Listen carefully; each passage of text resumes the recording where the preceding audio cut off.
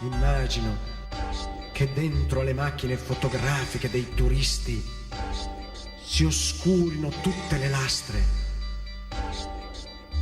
che non rimanga altro che un immobile nero, contrario alla stanca volontà delle statue.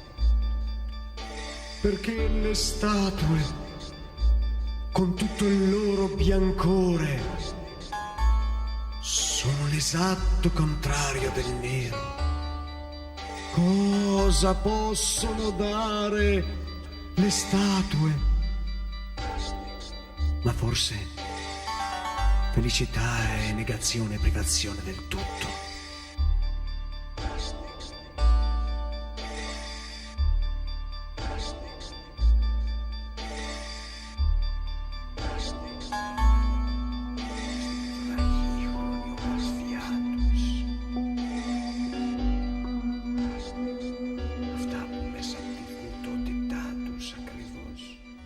Loro che fecero la parte degli dei nascondere la propria divinità.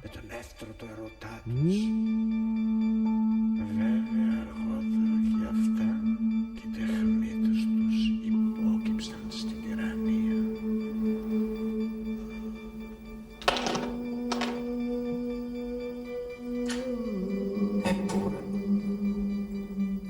sopra tutto questo rumore,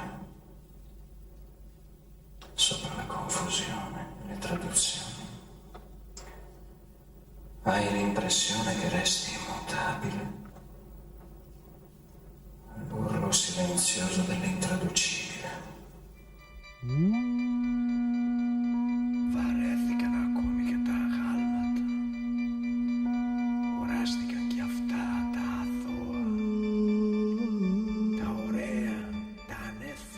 Sono stanche anche le statue, le belle e innocenti, prive di responsabilità.